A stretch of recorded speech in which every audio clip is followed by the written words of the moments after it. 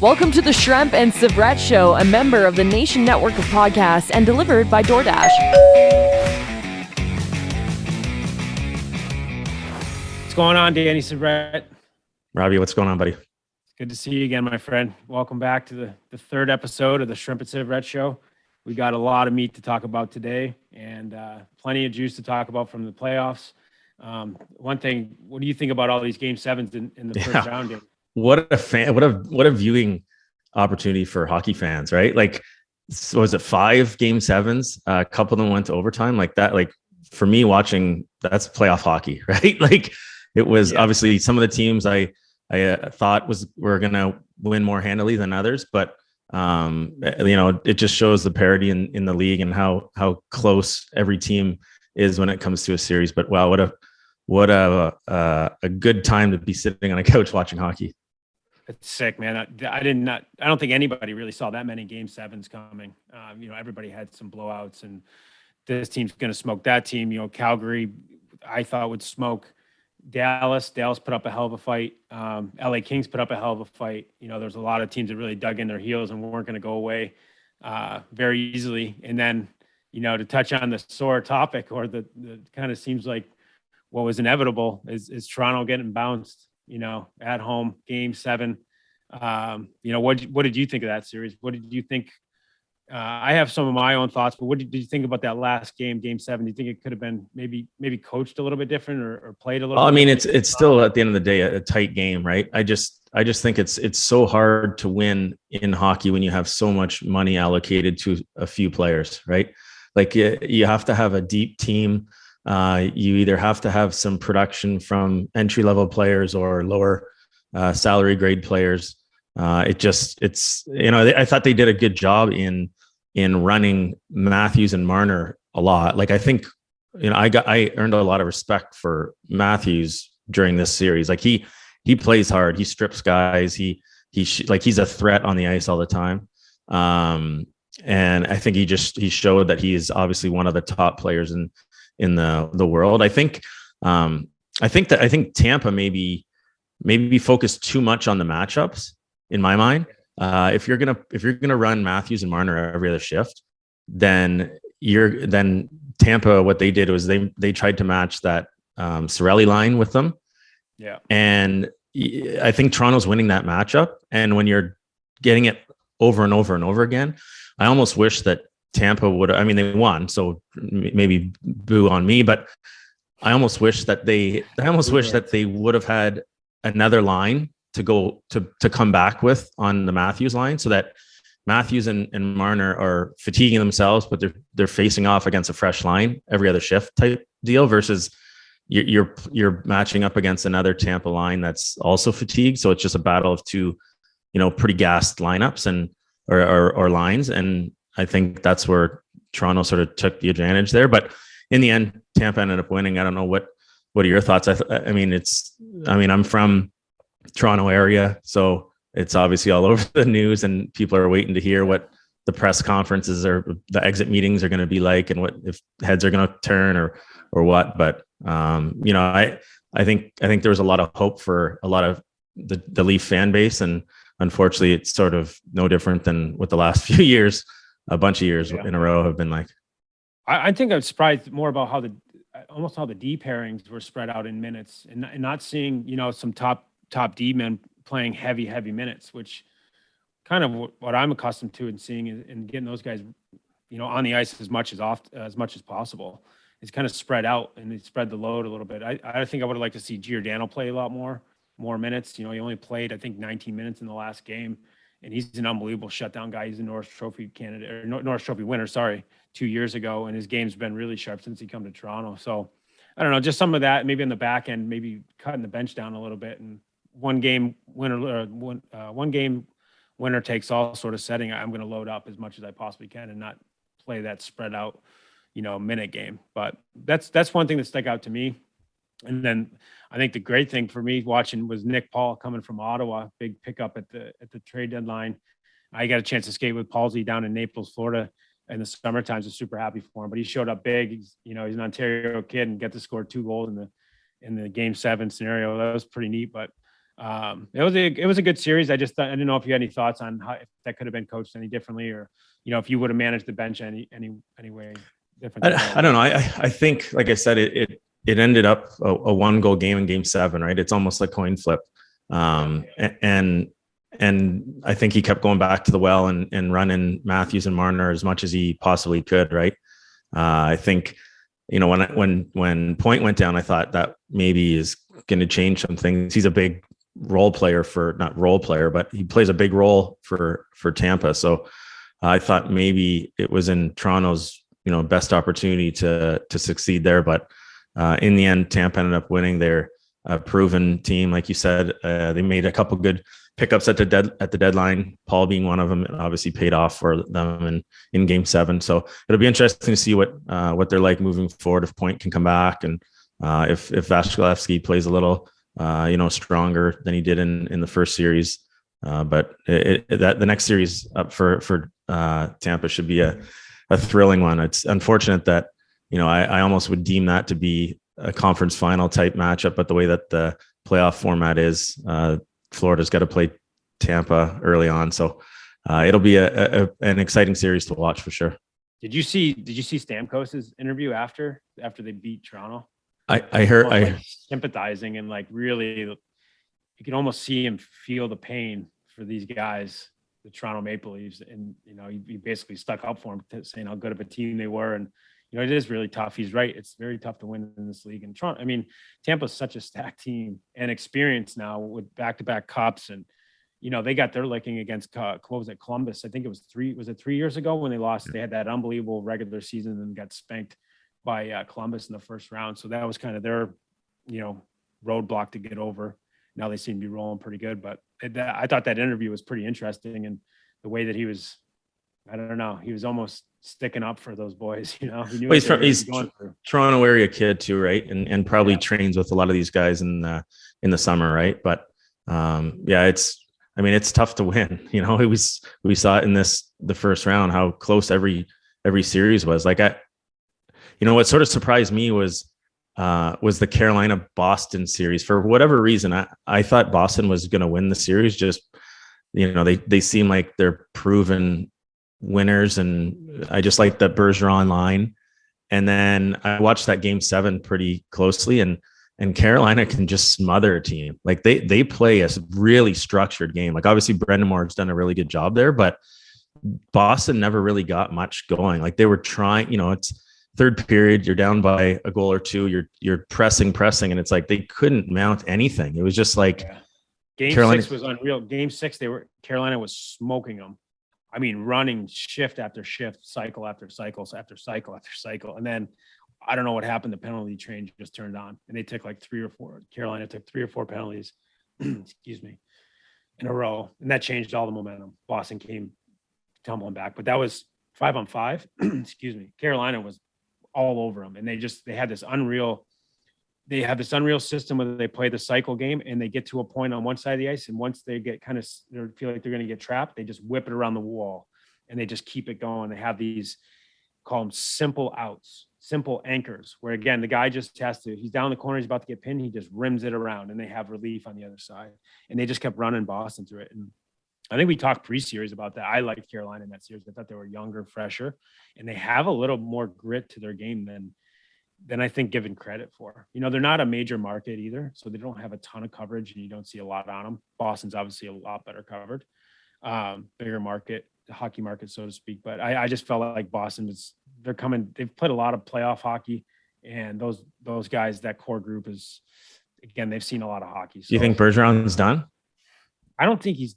I don't know. I don't think he's done it all. By watching his game, he's still got it. He does a lot of stuff very well, and he's still producing points, and he's got chemistry with Pasternak and Marchand. I don't feel like they had the supporting cast, to be honest with you, that they did in those championship years. Little things like Gregory Campbell. I thought he was a big factor in their championship team.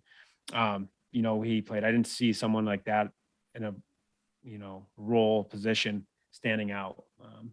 Do you think of anybody on Boston that would stick out in that capacity? Not really. I think DeBrusk, I think there was, early on in the season, I think there was talks of him maybe getting moved or something. And then obviously didn't get dealt at the deadline. I think he played a pretty significant role for them. Big power forward player who can score. I thought he was a pretty good force for them out there. But what about your Rangers? I thought Shesterkin was going to play a lot better, and I thought it was going to be a close series because down the middle, Pitt's unbelievable, right? You have Crosby, Malkin, Carter as your 1, 2, 3 centers. Like that's a good group, right? But they ran into obviously some goaltending issues, which I don't think it didn't really hamper them all that much. But I sort of expected Shesterkin to sort of steal the show and be, a guy that has the opportunity to bring his team to the Stanley Cup Finals potentially. But they ended up getting through, and you never know what'll happen here on out. But I just was sort of expecting a little bit more from him, right? But yeah, they're a weird team to me. I don't know. They don't seem strong to me, the Rangers, to be honest with you. They got through here and they got a big win over Pitt, a big series win over Pitt, but I don't feel that force coming from them. Like you said, they don't have that solid concrete piece in the goal. That didn't have that vibe to it at all. We'll see what comes of this next series, but yeah, that's one of those things. I think that I'd be predicting them to be out in the second round. They're not firepower. I don't know. They don't have that grit to them. They're not really steamrolling on the offense per se. They're not lighting the lamp up, in my opinion, and dominating. I go back to Carolina, but I love the way that they're playing team offense and it's rolling. And one guy that's really sticking out to me is D'Angelo is playing unbelievable for Carolina right now. He's got one of those vibes to him in the playoffs right now. You remember that year we lost to Guelph before the Mem Cup year? Yeah, 4. Yeah. Remember Kevin Klein? Yeah. He scored 3 hat tricks in a 7-game series against us in the playoffs. And that's a little bit of what I'm seeing from D'Angelo right now. He's really buzzing. He's making a lot of really good plays. And, there was game 6, he had an emotional meltdown, but he threw a stick at the empty net and everybody's kind of, jumping on him and this, that, and the other. And then he comes out in game 7 and plays lights out. Like he played sick. He had a one-timer from the top of the key, went shelf, made a ton of good plays. But anyways, think he plays any different now that he's going back to New York, where they sort of said, see you later? Or do you think it sparks him even more? He shipped himself out of there. I mean, he couldn't stay off of Twitter. He couldn't stay off of Twitter. That's unfortunate. What a place. So I think it's probably better off for him to be in that, again, not as big of a market where there's a huge spotlight on you. But and also they got Fox there in New York right now. So I think he's good. He's really good. He developed into a hell of a hockey player. I think in the beginning they were shoving him into the role, and I could see that personally. That's my opinion. And that's how players get to these positions. They get somebody that believes in them deeply and just is going to keep using them. And that's what happened there. I think with Quinn, he just believed in the guy and he kept giving him the shots. In the beginning, it was a little bit sloppy to me. And then it was kind of like, where is this going? And all of a sudden it just clicked and he was like making brilliant plays, controlling the pace. He's really smart shot selection, doing it all. So I watched them quite a bit.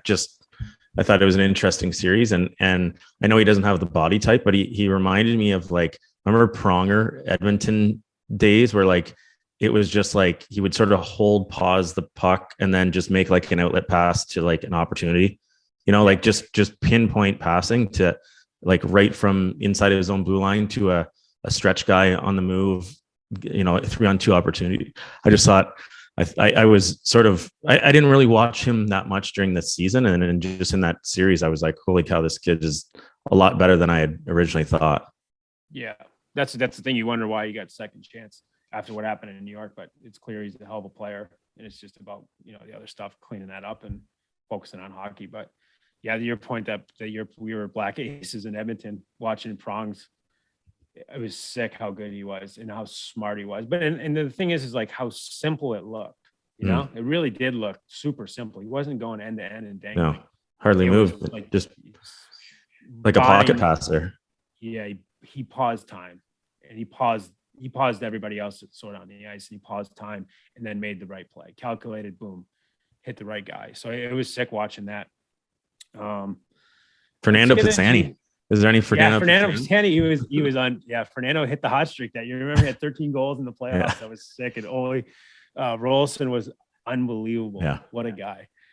Dwayne Rolson was stood on his head. That was being part of that. Unfortunately, we didn't get to jump in and play any games. But being in the city for that time was unbelievable. That building, Rexall Place, was the catwalk was shaking when we were listening before the anthem. It was so intense. It was sick. But yeah, those guys came. Okay, so now we're talking Edmonton. Let's go. Who do you got? Edmonton, Calgary. Like, how's that? That's going to be wild for anyone who's out in Alberta, right? Like, it's dream scenario. They better get they got the National Guard. They better get the National Guard ready. I don't know if they have that. Is that the same thing in Canada? We have Mounties. They have Mounties out there. You better get the Mounties. You better get the horses ready. I think it's going to be so intense. I mean, everybody's been waiting for this. And I remember, I don't know if you remember or not, but I remember in training camp back when we were there, I don't know, 05 or 06, maybe 07. And in training camp, I remember the coach saying something along the lines of like, our success this year is going to come through the Battle of Alberta and how we do against Calgary. So, I mean, this rivalry, this blood has been boiling for so many years, and it's going to be so intense. It's exciting they get to this point in the playoffs and get to, they have two pretty solid teams. Calgary's got a bunch of studs as well. I mean, I know we got Draisaitl and McDavid, arguably the two best players in the world right now. And then you got, Johnny Gaudreau, Matthew Tkachuk, go down the line. I mean, they got some studs there as well. I mean, Johnny Gaudreau and Tkachuk both had 100-point seasons as well. Yeah. I think Calgary's going to be tough to beat. I think they're going to play a real, their coach sort of breeds at his blue collar style. I think it's going to be a more smash mouth type game than what Edmonton saw in LA. But it'll be for sure. I'm watching that series. Like, it's going to be pretty intense. It'll be interesting to see how they try to tame the two big dogs in Edmonton there. But yeah, I mean, Calgary's got horsepower as well, some depth. Again, they made a couple decent moves at the deadline, and their goaltending has been pretty strong. And they peppered the hell out of Dallas, right? Like, the goaltender in Dallas was really the only reason I think that they stayed alive for 7 games worth. But it'll be interesting to see if Edmonton can get the same sort of output from their goaltending that Dallas did. Get the riot police ready. It's going to be a gong show. What about the Florida? Like, Florida, I think is like a really big powerhouse team, right? Their top 3 lines are deep. They made great pickups at the deadline in Drew. I think the Sherratt pickup was a really solid play for a depth defenseman who, has had some experience and plays that big physical game. What are you sort of predicting there for the Battle of Florida? I like Florida Panthers a lot, to be honest with you. I like to piggyback off what you're saying. They're a force to be reckoned with, and I didn't really like Tampa, to be honest with you, in that first round. I thought they showed a lot of weakness. I thought those first 2 or 3 games they were sloppy, and it was weird. It was really weird. I think, the game 2 they battled back, they won a big game, but it didn't have that Tampa Bay firepower to it, look to it, in just my opinion. I don't know. It looked like they were a little bit weak, and I like the way that Florida's rolling, and I think there's a lot of great momentum there. They're coming from not really being anybody to now being a powerhouse, so that's a little bit different. I think it's a new energy for that organization, for that group, and I think they have that. How do I say it? It's almost like naive cockiness to them. And I like that about him. I play with a guy like Mackenzie Weegar. Weegs doesn't, how do I say this properly without saying it wrong? But he's not going to feel the pressure. He just goes out there and he's like, he just loves hockey. And he's super excited, young, cocky, and the situation. I'm sure he understands the seriousness of it, but he just has that youthness to him, and he's going to go out there and be kind of a wrecking ball, so to speak. That kind of energy, I think, is big down in Florida for the Panthers. I'm sure they're just getting used to having the building full, having packed home games. But I don't know. I like the way they're playing, the way they're rolling. Barkov is a very good player. He's good. Like, he's so good. This Barkov guy, man. I couldn't believe it. I remember I saw him for the first time. I was skating with David Bolin in Florida. I was driving over from Naples to Fort Lauderdale to skate in the mornings with them. It's actually how I got my gig up in Portland. I was looking for a job, and I just said, Bolty, I'm going to come skate with you guys. And I went every morning, drove at 6:00 in the morning, drove over there to skate with those guys for pre-camp. And sorry to get to a long story long here, but I remember getting on the ice with Barkov, and in the beginning I was just like, man, this guy seems kind of like lethargic, like, but he was out there literally going maybe 15%. So I didn't see it, I was like, man, he's kind of putsy, Yeah. And then the season turned out, and I was like, holy shit, this guy is so good. He does everything good. And then when he turns it on, he does everything at an elite level. He executes. His execution rate is just sick. What I like being, in the coaching position is like his ability to like back check and stay above the puck defensively and strip guys. Like, you usually get like a higher octane type forward and, maybe a little bit lazy. This guy is not. Like he wins every face off. He back checks, he back pressures the puck. Like he like, as a coach, you're like, wow, this guy, I would love to have this guy on my team. And then conversely, I think the trade for Giroux, that's one of the first things he said when he got there was like, I want to play with this guy.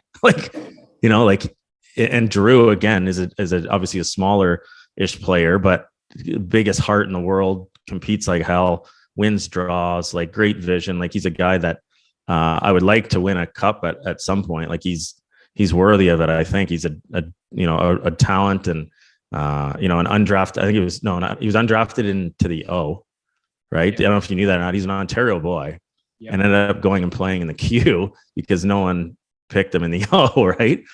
But he's what's that? Late bloomer. But still good. Like the side pieces, like Verhege is playing unbelievable right now. I hope I'm pronouncing it correctly. I know he works with Brad Wheeler, and he's been pumping his. He's from my hometown. Went to high school. Yeah, same high school. But yeah, he was. I think he was like 12 points in the first round. Like everything that's Fernando Pisani. Like everything he was touching was going in. But he just looked like he was on a different turbo boost level out there too. Like he just was an engine that just kept going all the time. But it'll be a tough series for sure. I mean. Allegiance a little bit on my side would be leaning towards our buddy Corey Perry in Tampa, but it'll be like talk about parity again. Like it wouldn't surprise me if a good majority of these series all go the distance or close to, right? Like it's gonna be tight. I put a tweet out the other day, but I was like, man, this is a great time to be a fan with all these game sevens. And I said, what about the escrow for the boys with all these game sevens too? It's for business talk. I mean, it is good for the players. I'm sure not, but if you want to talk about that side of it, but it is good. We never touched on St. Louis, Colorado, but I think that's going to be a tighter series than what people think. Like obviously Colorado's a force, but I just like the way St. Louis is built. Like they're a heavy team. Their D are active. They're coached well. O'Reilly is like arguably the best shutdown guy in the world. Like, it'll be interesting to see how this series plays out. Cause I think everyone sort of counts St. Louis out based on Colorado is going to be in the finals, but I don't know. It'll be, I think, a lot tighter than what we think. Yeah, I agree. They're a proven winner, and they got a lot of good pieces. And yeah, we'll see. I think how it's going to be really pivotal how McKinnon acts or reacts to getting, maybe shut down in St. Louis, tightly checked, and see what that response is, because he's obviously a huge piece to them. Losing that or shutting, if St. Louis shuts him down, it really shuts down a big engine for that team. So how he reacts to that, I think, is going to be pivotal to the series as well. Yeah, no, I think I'm with you. Like I just like the way, I mean, I've been coached by both of those coaches. They're both elite coaches. Obviously their teams are in the position they're in, but I just for some reason like the way St. Louis is just built. Like they seem big, heavy, hard to play against, and it's tough come playoff time. It'd be interesting to see how Colorado's young D handle a little bit heavier squad in St. Louis. Yeah, I love the way the game is being played right now. The playoff hockey. I don't know if you've noticed. For me personally, it just how it changes in the playoffs. It goes back to the old school game of like grind it out in the corners, cycling. During the regular season, the trend has changed so much. It's a track meet. It's just a big track meet. Everyone's going 100 miles an hour all over the place in the regular season. Then the playoffs come, and I think for me, I was talking about the other day about, Corey Perry. That's why he shines in this time of the year, because that's his game. The track meet game is not Corey's game. He's not, he doesn't skate 1,000 miles an hour, but he's super smart and he knows how to get out of those corners and attack. And in the playoffs right now, it's just fun to see it go back to that and have that piece of it. That's where the art happens, running the cycles, running picks, running plays off each other, making reads. During the course of the season, again, with that track meet sort of thing, the windows of opportunities are so small because things are going so fast. And now when we see this in the playoffs, I really enjoy watching it, because you can see a play develop out of a cycle, out of that sort of situation. You see what's about to happen. Again, to kind of compare the two during the regular season, it's like going, boom, it's in the net. You're like, what the hell just happened? How did that just go in? Like, how did that play actually, come to life? And now it's getting more like that. You can sort of read the plays and see it. So I really enjoy the style it's going. And then when you're talking about St. Louis being that big body team, I think that plays very well for them, because that Colorado is a little bit of a, run and gun track team.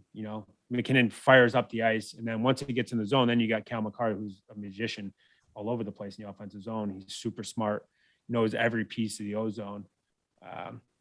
But we'll see how that plays out. If St. Louis controls the puck more and keeps it in the other team's end, obviously that sounds like Captain Obvious, but that's probably a huge factor, and they have the ability to do it. Yeah. And maybe to hybrid into our bring it to the table aspect, I want to bring communication on the ice as a topic. And I don't know if that plays into the fact of players being on the ice together for a longer period of time. And then that's why maybe come playoff time, you see a lot more cycles and interchanges and things like that. But I wish that there was a way to view it more as a fan, to understand and grasp that communication that goes on the ice. Like, the guys are talking all the time. Like, here, over, low, wall, net, like, you bump it back to a rim goes into the goalie, and the goalie's got his face into the glass, like under pressure, and he's getting barked at, like, whether it be up, over, wall, rim, leave it, like, but you don't really get to pick that up as much on like when you're watching, right? Versus having been there, or even, seeing a practice.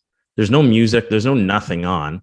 And the practice is always like guys are calling for the puck over. Yeah. Like it's a vocal game, right? Like we always talk about it being a fast paced game of chess, right? But there's just so much that goes on that you can't view in your own eyes. You need aid of your line mates or D partner or even the bench to help out. And I wish that there was a way to capture it for the fan base, right? Like in especially speaking as a coach that coaches 15-year-old kids hoping to get drafted into the OHL. Like, a lot of these guys come into the season and, practices is like, we're on mute. To get them that, and whether you say the right thing or the wrong thing, just something is better than just saying nothing, right? Imagine the puck getting dumped in your corner and you're going back for it under pressure and you just don't hear anything. You're like, oh boy, you know what I mean? Like, I gotta make a play up here out of nowhere, right? Yeah. And I just think the communication piece for players listening and obviously for the fans to understand how vocal and whether it's players getting mic'd up and they can sort of do a little segment on that, less about the chirping, more about the actual talking of communication on the ice. But what's your thoughts on that as far as like communication and sort of being with your line mates for a long period of time? Yeah, that's a huge piece of the game is helping your teammates out, calling for the puck, sort of let them know where the play's at, what's coming or what's available. I think communication piece is huge and probably the part of to say why they don't mic it, because we all have trucker's mouth and it's every other word is F or whatever. The game's so fast though too, right? Like, yeah, the game is so fast now that you almost have to communicate what you're doing before you, because the window for a passing option is closed off, or it's a short period of time to be able to have that open. So I just love, like, listening. If I can get down close enough that I'm just above the glass so you can hear, players call for the puck. And I think like the art of that is unbelievable to watch. Well, it's crazy now. Like you said, the speed of it's so fast, and it's hard to process because it goes so fast. To be able to communicate and think and put it all together, basically walk and chew gum is tough in today's game. To be honest with you, it's not, you don't have 3 or 4 seconds to communicate, see it, first of all, process it, communicate it. You just kind of have to know where each other's at, and just little verbal cues or what they are. It's not like there's full sentences and like, hey, you got a guy coming down the left side and you got to, it's more like, yeah, right side, boop, yeah, no left, yeah, coming here, change, whatever. It's like very fast cues. And that's on, the high level guys to be able to process exactly what those verbal cues are. It's tough. And I think it's funny because we had this conversation just the other day with the men's league guys that I skate with here. They're like, Shrimpy, we don't have a clue what you're saying when you start talking like hockey talk, like half wall, goal line. Yep. Net front. No bumper, like when I started using cues, they're like, we don't speak that hockey talk. So we have to go over that together before we can understand what you're saying, and the other thing is that it's English and they're Latvian. So there's translation problem, but there's also the fact that they don't really understand hockey language. You kind of take that for granted that we lived in that space so long. You do know those things like, rim, net front or whatever, leave it for D cues with goalies, like these little cues that you've kind of gone through, years of practicing or years of going over with your teammates. So, and communication is a huge piece of it. So yeah, I think it's important for young kids, especially. And once you start communicating and once you get comfortable doing it, what to me, it means that you're really comfortable on the ice. You understand the ice surface. You understand what's going on. That's the thing. If you don't know what's going on, you can't talk because you don't know. It's a blur in your mind. So what are you going to say? What's going on in your head is blah. I don't know. So when guys get, that's the thing, when they start understanding the game a little bit better, they get more comfortable with that communication because they're confident in what they're saying. They know what to do. They know what to say. They know how to give their teammate a cue. And that for me is a little bit where guys get a little bit more in their comfort zone. Yeah. To help out.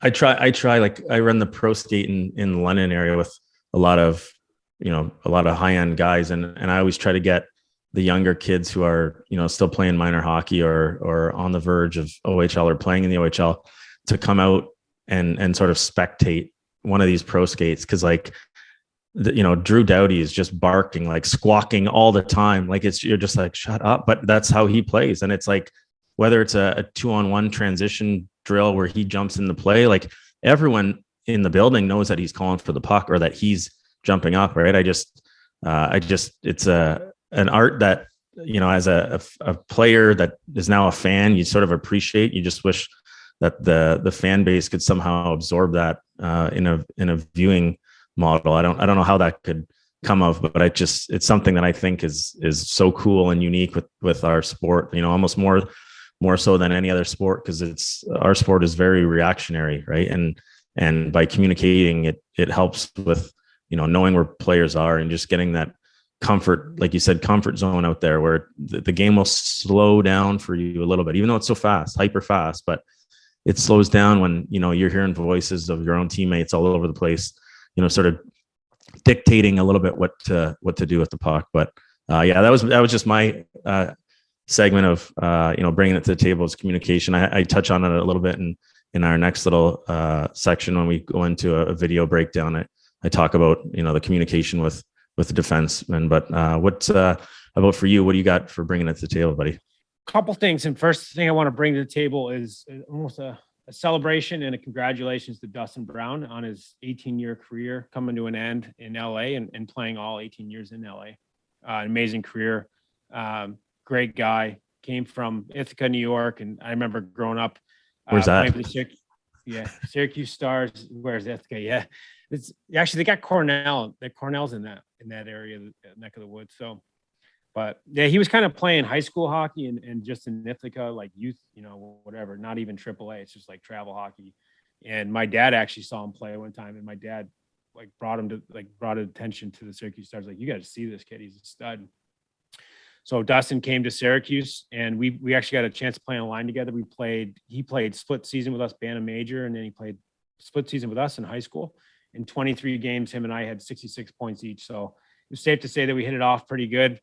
And anyways, great guy, amazing career, amazing story. He was, his plans were basically to play high school, play just Ithaca travel hockey and see where it went. And it turned out to be an amazing professional career. Won some Stanley Cups, was a captain, great leader for a long time. So I want to say congratulations to him. An amazing career, him and Nicole. I know the family well. So we'll leave it at that and hope he enjoys retirement and we'll see what he does next. And the next piece I wanted to bring to the table was the World Championships that are going on right now. And what I want to talk about is the difference between how the European players view the World Championships compared to North America.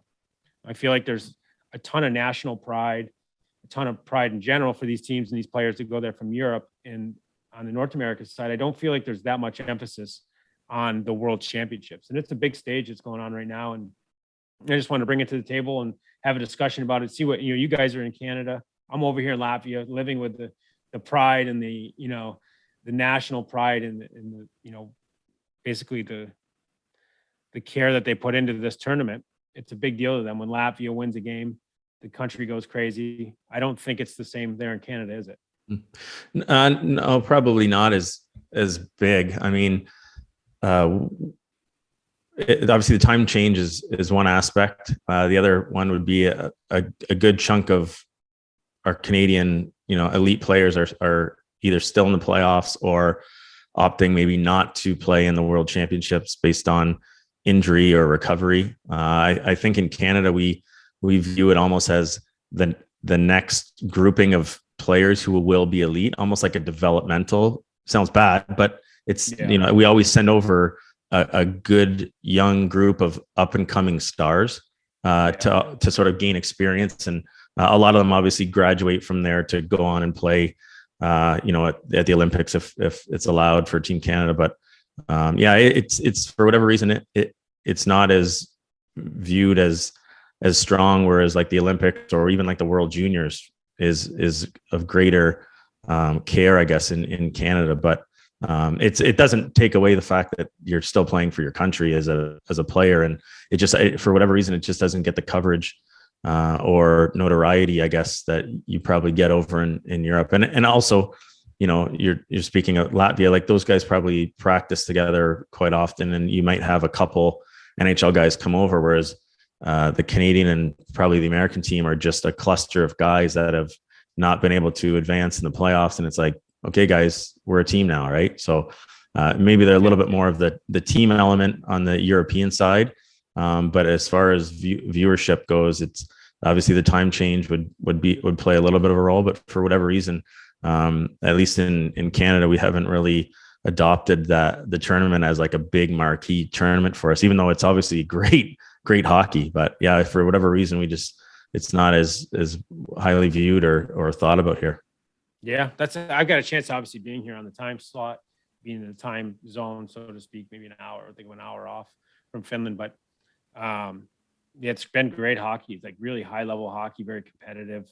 And again, I thought that piece was worth talking about to see the difference in how much pride the European teams put into it, or how much emphasis they put on it compared to, I say, us from North America. It's totally different, And I get asked that a lot too. I'm actually like, that's what they say. What do you think with them? I'm like, well, to be honest with you, they don't really care. Some guys choose not to come. And the guys that do come, they kind of maybe pick their answer on where it's going to be, Well, it's in Berlin, cool city. Yeah, I'll go. If it's not, then it's weird how that is, though, that difference in kind of, again, emphasis on that tournament. But it is great hockey. You see some guys make the jump to it. Matt Barzell's at the tournament. I think maybe had a not so great year on his behalf or like to his standards. And this is a chance to get some different hockey, join that World Championships and play some high level hockey, get some different views than he would with the Islanders. Maybe.